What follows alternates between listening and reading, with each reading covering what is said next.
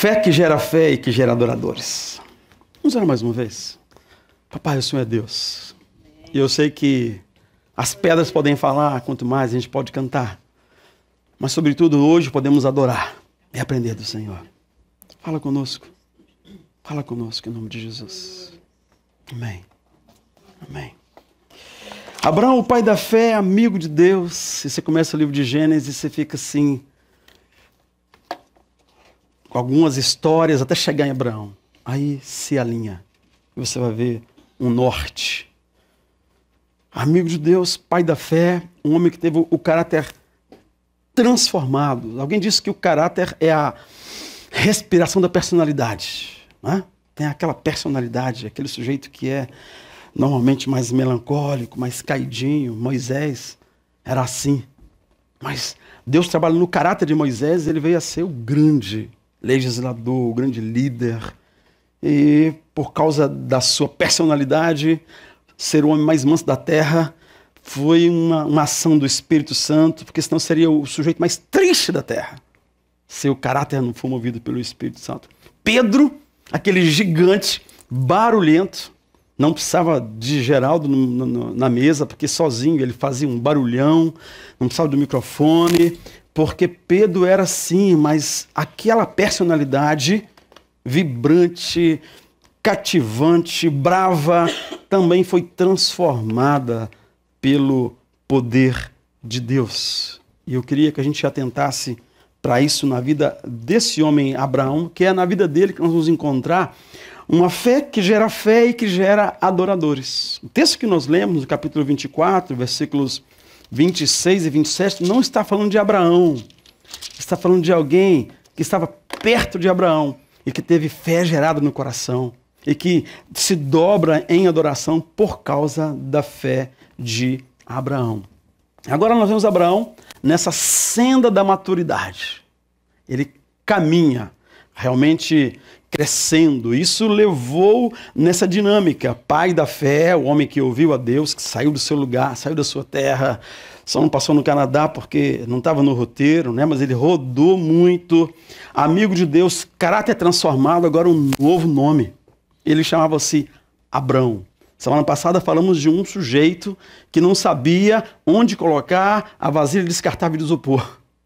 Ele pegava a vasilha descartável de isopor, cheia de macarrão, e colocava entre os recicláveis, com muita boa vontade. Mas Abraão descobriu depois, eu estou fazendo uma aplicação, né, gente? Lógico, né? Descobriu depois que o isopor não é reciclável, não na cidade que ele mora, não passando por Montreal, e mesmo que seja reutilizável, só o será se você lavar na hora, secar e guardar. Cheio de macarrão, jogado onde você quiser, nunca mais vai ser reutilizável. Mas Abrão vivia uma fé assim. Mesmo servindo a Deus, seguindo a Deus, ele fez um tanto de coisa que ele se arrependeu, teve que administrar até a maturidade chegar. E agora não é mais Abrão, é Abraão, chamado para ser pai de muitas nações. Sara, que era Sarai, agora é Sara, também será mãe de muitas nações. E esse moço de nome novo, no capítulo 17, que acontece esse envolvimento dele com o Senhor, e Deus lhe muda o nome, renova promessas, né? Esse moço, ele ri quando Deus renova uma promessa com ele. Ele já tinha 99 anos. Eu estou falando daquela cena ali, das meninas aqui na frente, de menino no colo.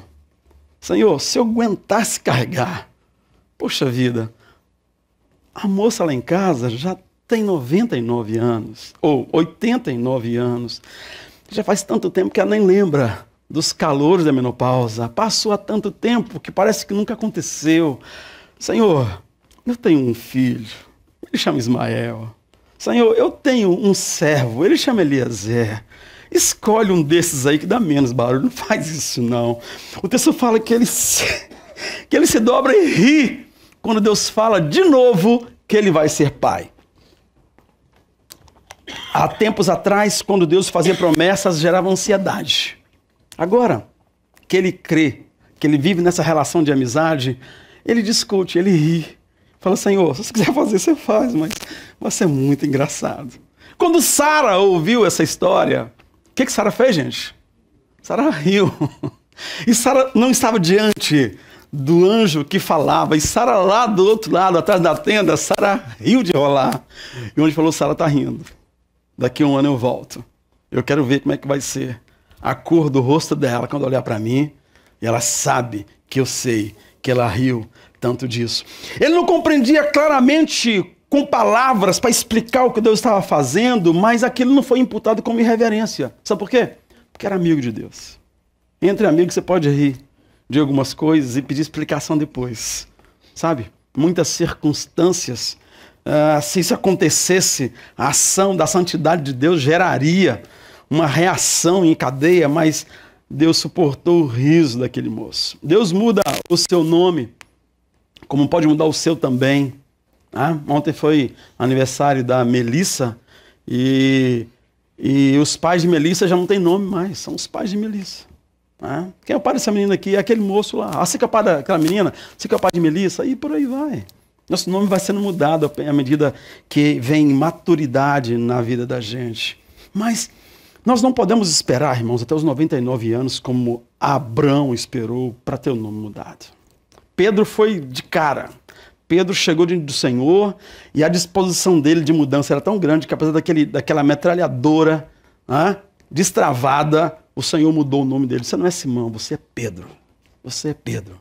E eu vou usar você e abençoar você. No capítulo 17, quando Deus o chama na mudança de nome, ele fala, eu firmarei a minha aliança com você e eu multiplicarei você na terra.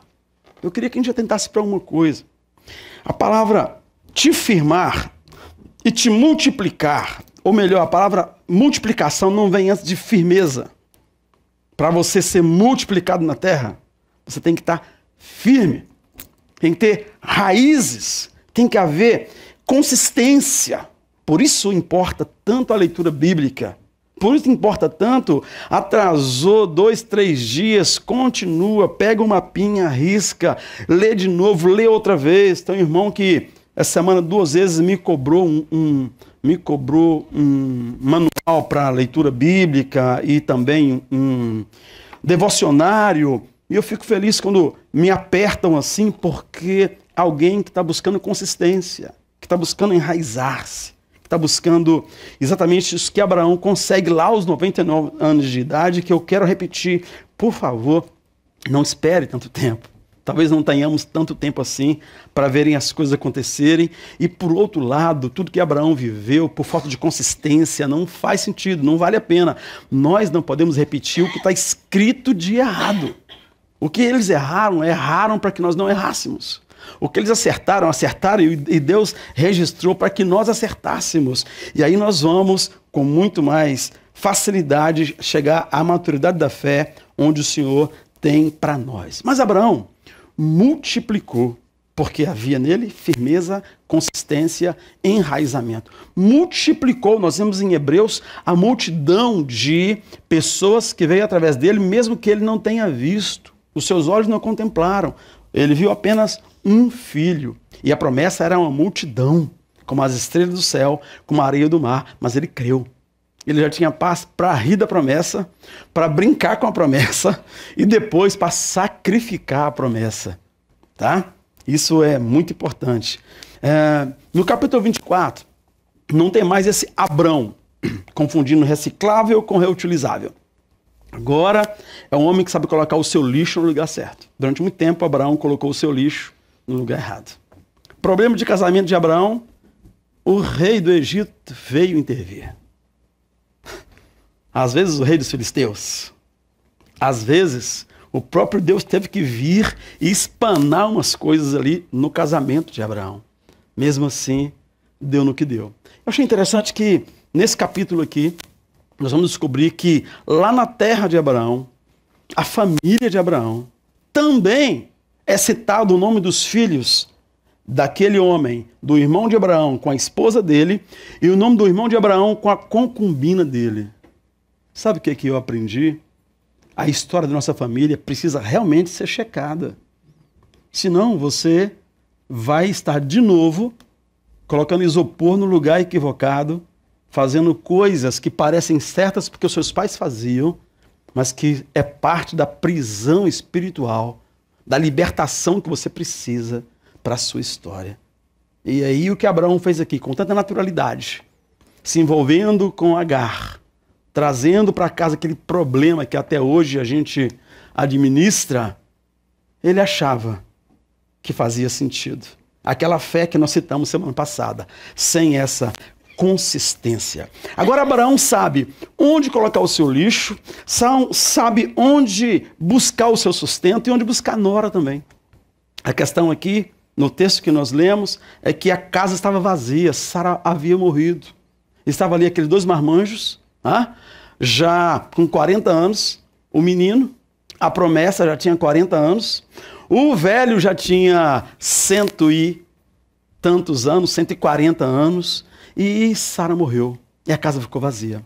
Então, ele chama o seu servo Eleazar e dá para ele uma responsabilidade de buscar lá na terra de Abraão uma esposa para o seu filho. É nesse contexto familiar de novo que Abraão vem dar esse testemunho que nós queremos mostrar para os irmãos. E agora entra na história o moço que nós lemos sobre ele, Eleazar, esse moço que foi impactado pelo testemunho de Abraão e lá na frente pelo testemunho de Rebeca, e é ele que nós queremos frisar nessa noite. Nesse contexto familiar, Abraão dá um bom testemunho ao seu gerente administrativo, Eleazar. Aquele homem estava com ele há décadas. Quando Deus fez a promessa 25 anos atrás, ele falou, não dá mais tempo de ter filho, talvez o meu servo Eleazar vá ser o herdeiro do trono, o herdeiro dessa promessa, porque eu não tenho condição mais, nunca aconteceu e não vai ser agora, porque aquela fé meio cega que Abraão tinha lá atrás, não dava para perceber. Então ele pede a Eleazar para ir à terra dos seus pais, e eles tinham um ritual de juramento, e aí aquele moço coloca a mão debaixo da coxa de Abraão e faz um juramento que iria buscar aquela esposa, ou uma esposa para Isaque. Ele não entende o motivo. Por que eu vou buscar alguém tão longe, com tanta gente aqui perto, com tantas mulheres aqui perto? Um homem tão rico que podia facilmente negociar mulheres para o seu filho aqui perto, e seria no plural realmente. Qual o motivo dessa empreitada? Por que vai ser assim? Por que eu vou tão longe? São 1.500 quilômetros em média. Será que essa mulher vai querer vir e casar-se com um estranho que ela nunca viu, nem falar que existia? Nem sabia se o tio estava vivo ou não? Será que eu vou encontrar alguém lá que vá fazer isso sem ser forçada? Porque essa era a intenção. E Abraão, então, diante das perguntas do seu servo, ele diz para ele o seguinte, no versículo 7, dizendo, olha, o Senhor Deus dos céus que me tirou da casa de meu pai, da minha terra natal, me prometeu sob juramento que a minha descendência daria essa terra, ele enviará o seu anjo adiante de você, para que de lá você traga uma mulher para o meu filho. E aí ele disse, Deus vai enviar um anjo. E aí Eliezer confirmou, meu patrão tá doidão, maluco. Eu já vi umas maluquices, mas agora está comprovado. Eu vou viajar 1.500 quilômetros e se a mulher não quiser vir, ele vai arranjar um anjo, vai aparecer um anjo, o anjo de Abraão aqui, vai lá e vai cutucar a mulher. Como é que vai ser essa história? E ele foi pressionado pela certeza, pela convicção, pelo testemunho de Abraão. E ele então foi a Ur dos Caldeus. E aí, quando ele chega lá, o que ele tem que fazer é o que ele viu o que o seu servo, o seu patrão fazer. Ele tinha que orar. Ele tinha que orar. Ele não conhecia ninguém. Ele não falava aquela língua. E aí, aquele moço meio imitando Abraão, meio repetindo algumas coisas que já tinha visto outras vezes, doido de vontade de voltar para casa, tipo aquela que dá, né, naqueles invernos que o emprego não vem, que não passou na prova, que tudo deu errado, que o menino adoeceu, ou vontade de estar lá em casa, perto do meu pai, perto da minha mãe, e por aí vai. E aí ele faz uma oração, e aí cabe aqui uma reflexão. Eu fico imaginando que ele orou dessa maneira. Senhor, Deus de Abraão. Vou contextualizar de novo, me entendam. Acabei de chegar em Montreal. Estou aqui na Berry-UQAM e eu quero que um árabe que fale português chegue no Fuscão Preto e convide para sua casa. E me ofereça feijoada, tenha guaraná Antártica na geladeira, sirva com muito gelo e pergunte para o meu primo Zequinha, aquele que não vejo há mais de 10 anos. Se isso acontecer, eu sei que o Senhor foi que fez o que eu vim fazer aqui. Mais ou menos isso. A oração que ele fez, se fosse hoje, seria isso aqui, irmãos. Ele faz uma oração na praça da cidade, uma pequena vila, e ele pede detalhes parecidos com isso. Primo Zequinha sendo citado, um Fuscão Preto em tempos de Toyota e etc, etc, etc. E eu queria que você pensasse comigo uma coisa sobre oração. Primeiro, toda oração é ouvida. Até do hipócrita. Jesus falou assim, quando fores orar, não oreis como hipócrita. O hipócrita ora muito e Deus ouve a oração dele. Né? Toda oração é ouvida. Esse moço aqui não sabia nada sobre oração, a não ser algumas vezes que ele vira o seu patrão orando. Mas ele orou. E Deus ouviu. Segunda reflexão é que toda resposta positiva para a oração depende de Deus. Não depende de você. Nem necessariamente da sua fé. Saiba disso. Depende de Deus. Depende de como você está em relação a Deus. Se você ora estritamente dentro da vontade de Deus, afinada com a vontade de Deus, fechou. Ó, aconteceu mesmo. Terceira reflexão. Se você não orar, nada vai acontecer. Se aquele moço podia ficar rodando naquela cidade, em volta daquele poço, 3 dias esperando dar o tempo que ele combinou com o patrão dele, caçando alguém, se ele não orasse, nada ia acontecer, irmãos. Aconteceu porque ele orou. E por último, se você orar e nada acontecer, você vai perceber que precisa mudar de rumo da sua vida, da sua oração, do seu sentimento, das prioridades da sua história.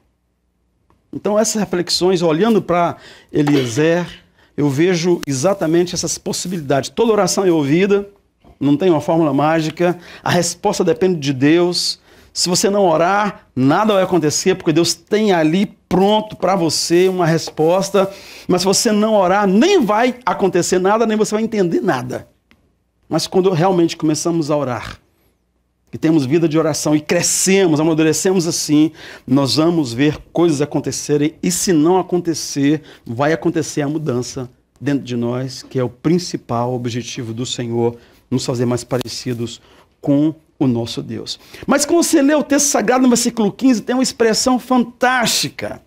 O texto fala que, no versículo 14, que ele ora parecido com o meu amigo ali, que chegou na Berry-UQAM, mas ele termina de orar, e versículo 15 diz assim, antes que ele terminasse de orar, começou a acontecer tudo que ele tinha fantasiado. Fuscão Preto, Antártica na geladeira.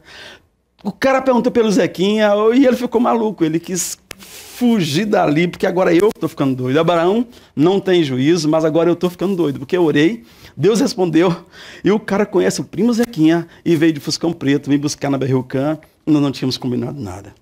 Não foi assim, irmãos? Mas a mulher aparece exatamente como ele orou e faz exatamente o que ele fantasiou, porque é uma fantasia você chegar com 10 camelos, umas 6 pessoas, num lugar estranho, sem falar a língua, e você esperar que apareça uma moça virgem, que nunca ninguém tenha tocado nela, tinha uma plaquinha assim, sou virgem, nunca beijei o primo.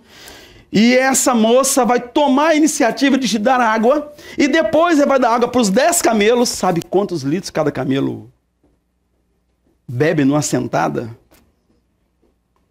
Muitos litros. São 10 camelos. Eles atravessaram o deserto. E aquela moça volta lá, tira água do poço, não era elétrico, queridos, e dá para eles beberem. Depois fala, segura a onda aí, estão cansados, senta que eu vou dar água para os camelos. Ela tira água para 10 camelos, e ele fica olhando aquela cena. E dizendo assim, será que está acontecendo? Não, agora eu vou esperar saber. E ele ficou assim, lembrando da oração dele. Agora ele queria a Antártica. Tem Antártica aí, por favor? Se perguntar se tinha, irmãos, porque Deus havia ouvido a oração daquele moço. Ele ficou maluco, sabe por quê? Porque Abraão era um homem que cria incondicionalmente. Então, antes de acabar de orar, aconteceu exatamente isso. E a pergunta que eu faço para você é se Deus pode te usar e me usar assim como usou Rebeca, como resposta de oração. Ela nem sabia que era, naquele momento, resposta de oração. Mas ela era a resposta de oração. Porque, de alguma forma, ela estava também nesse mesmo nível aí, naquele momento. E ele ficou maluco porque o seu Senhor cria incondicionalmente. Abraão mandou, dizendo, Deus enviará um anjo e ele vai providenciar. Ele lembrou quando o mesmo patrão, Abraão, cismou de sacrificar o seu filho. Ele não entendeu aquilo. Mas como assim, Abraão? O seu Deus mandou você sacrificar o seu filho? Estou imaginando, querido, o texto sagrado não fala desse diálogo, tá? Por favor, leia o texto para separar algumas coisas que eu falo do que está escrito, para facilitar a sua vida. Pastor, mas esse diálogo aconteceu? Não, não aconteceu. Mas eles eram muito próximos. Era como um filho de Abraão. E Abraão possivelmente conversava com ele sobre essas coisas. E quando Deus manda a Abraão sacrificar o seu filho, ele fica perguntando assim, como é que é isso? Sacrificar o filho, o único filho. O mesmo menino para quem ele está indo buscar uma esposa agora, ele achou um absurdo aquele tipo de fé.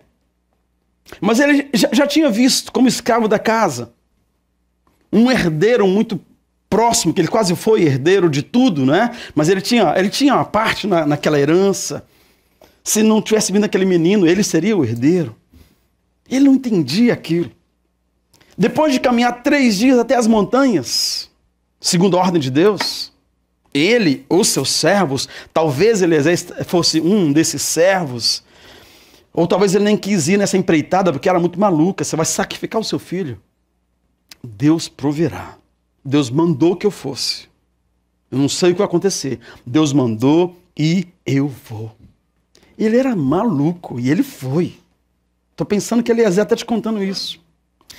E a maior maluquice é que quando ele chegou lá, que amarrou o menino, que preparou tudo, diz ele que ele ouviu uma voz do céu dizendo, Abraão, Abraão, não faça isso com o menino. Eu sei que você me teme, que você me ama. Abraão. E o texto fala que Abraão olhou de lado e tinha um cordeiro amarrado numa montanha altíssima, um lugar talvez jamais explorado, no meio do deserto, um cordeiro preparado, amarrado no arbusto. Quem colocou aquele cordeiro ali? Como ele foi parar ali? Como que um lugar deserto, que eles caminharam 3 dias longe da civilização e agora aconteceu que aquele cordeiro apareceu? Será que é realmente um Deus verdadeiro ou uma coincidência? Será que algum dia a ciência vai explicar esse fato e o fato daquela jovem de 90 anos ter gerado um filho? Eu vi, Eliezer está dizendo, eu vi. Mas agora, queridos, agora Deus responde a oração de Eliezer. Não era mais uma conversa de Abraão, não era uma história do seu patrão. Era coincidência a gravidez de Sara? Foi coincidência o cordeiro amarrado ali? Mas agora eu orei e aquela fé que era acadêmica, educada, respeitosa com o patrão, agora é uma fé real e autêntica porque ele experimentou. Deus respondeu com detalhes. Não era agora a fé no Deus do seu Senhor, era a fé no Deus que ele conhece agora.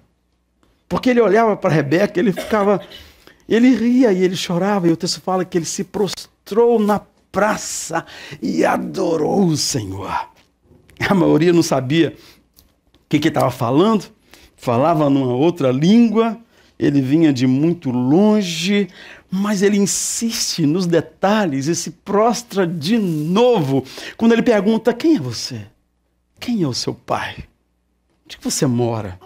Na casa do seu pai tem possibilidade de eu pousar com 6 colegas e 10 camelos? Ele tomar um estande de água, vai comer o triplo de palha, dá para ir para lá? E ela falou: sim, dá sim, bora para lá. Tem lugar para todo mundo, nós vamos te receber.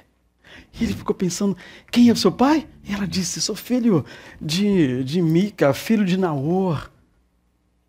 E ele ficou perguntando de novo: quem é o seu pai?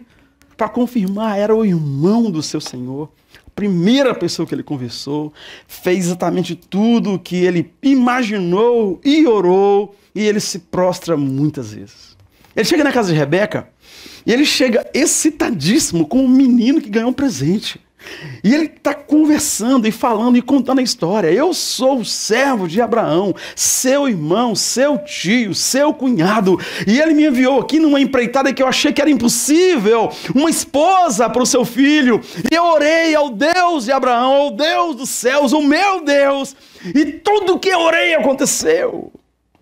Rebeca chegou, deu água para os camelos. Menina, você é doida. Como é que você tira tanto de água desse do poço?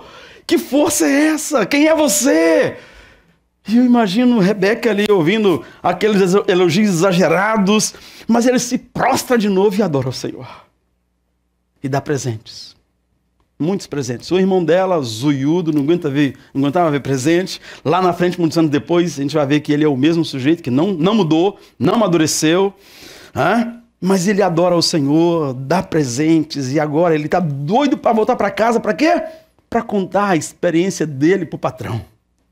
E eu me lembrei da mulher samaritana, porque a mulher samaritana, ela encontra Jesus, conversa com Jesus, e ela tem um desejo, ela faz uma coisa feia. Ela deixa ele ali e sai correndo, entra na cidade, porque ela queria testemunhar do que ele havia falado com ela, da transformação. Não adoro mais o Deus de Jacó, o Deus do moço que cavou o poço. Eu adoro o Deus que eu creio, o meu Deus e o seu Cristo que eu conheci. A mulher samaritana faz da mesma forma. A fé dela gera fé e gera adoração. Naquele fim de semana, Jesus ficou 2 dias ali em Samaria. Muitos se converteram, muitos se batizaram, mudou a história daquela cidade. Eliezer não quer nem se deliciar com a hospitalidade da terra. Que quando o irmão de Rebeca viu tanto dinheiro, tantos presentes, 4 camelos só de presente, muito dinheiro, ele queria que o moço ficasse ali muito tempo, até esvaziar os camelos todos, né? Mas ele: não, eu quero ir embora, eu preciso de ir embora. Já cumpri meu objetivo. Podia ficar 10 dias procurando, 1 ano procurando, mas na hora que eu cheguei, Deus responde a oração e eu preciso de ir embora. E ele se organiza, pergunta à moça se ela quer ir, não pode ser forçado, não pode ser comprada, não pode ser por obrigação, ela tem que desejar isso, Deus tem que fazer isso no coração dela. E ali, queridos, tudo foi exatamente como havia planejado na oração daquele moço. Deus respondeu exatamente daquela maneira. E eu quero terminar essa reflexão desafiando você a pensar na sua vida, na sua história, na sua fé, na senda da maturidade que você precisa trilhar. Você é Abraão na terra hoje. Você é Cristo na terra. Não sei se você consegue entender essa expressão. Você é Cristo na terra. Sem Abraão, Eliezer não podia conhecer a Deus. Sem Cristo, nós não podemos, nenhum ser humano pode conhecer a Deus. Mas Cristo na terra sou eu, é você. Às vezes um Cristo que coloca descartável fora do lugar, mas Cristo na terra, que vai crescendo, que vai amadurecendo, que vai conhecendo Deus. E esse é o nosso desafio. Há muito Eliezer perto de você. Muita gente que precisa conhecer mais de Deus. A pergunta é: nós estamos caminhando de tal maneira que Eliezer, mesmo achando maluco algumas coisas, vai um dia orar a Deus como você ora? Vai um dia querer o Deus que você tem? Vai um dia ver a transformação na sua própria vida, como viu na sua vida? Vai um dia perceber que, apesar de ser humano, limitado, você realmente é Cristo na terra. Cristo vive em você. O Espírito Santo te conduz. Esse é o desafio da fé, de amadurecer em fé. E eu quero clamar que a gente possa hoje orar: Senhor, traz maturidade para a minha fé, de tal maneira que ela gere fé em Eliezer perto de mim, e gere adoração em Eliezer perto de mim. Abraão só é o pai da fé porque Isaac nasceu, porque Eliezer se converteu, porque o rei do Egito viu o poder de Deus, porque o rei dos filisteus viu o poder de Deus, porque Sodoma e Gomorra não teve 100% de destruição, tirou-se de lá uma família, Ló saiu de lá com as suas filhas, porque Abraão orou. Tudo o que aconteceu, aconteceu porque Abraão creu. Tem coisa que Deus só vai fazer se você crer, se você caminhar, se você amadurecer em fé, se você amadurecer na sua vida com o Senhor. Eu quero te convidar a ficar de pé comigo, por favor. Nós cantamos: Espírito, enche-me de novo. Talvez seja esse o começo mesmo da nossa caminhada. Abraão viajou, enriqueceu e abençoou as nações. Você já viajou, não sei o quanto vai enriquecer, mas se você aprender outra língua, você já é riquíssimo. Se você se estabelecer aqui, você já enriqueceu, mesmo que não possa contabilizar em dinheiro. A riqueza é muito mais ampla, mas quem sabe também enriqueça. Profetizei isso um dia desse aqui, abençoei vocês para isso, que enriqueçam, mas só faz sentido se for para abençoar as nações. Só faz sentido se for nessa senda da maturidade, para crescer, para ser fortalecido no Senhor e para a glória do Senhor. Eu quero que a gente ore junto, dizendo: Senhor, eis aqui a minha fé, multiplica. Eis aqui a minha fé, amadurece a minha fé.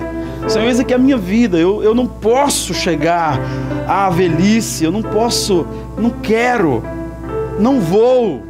Então eis aqui, faz o que o Senhor tem que fazer. Deixa o Espírito Santo conduzir você daqui para frente. Que Ele seja realmente pastor da sua vida, pastor da sua casa, pastor da sua igreja, pastor do seu pastor. E que dessa maneira, como Eliezer sabia do Deus de Abraão, saibam do seu Deus e sejam abençoados em nome de Jesus. Feche seus olhos.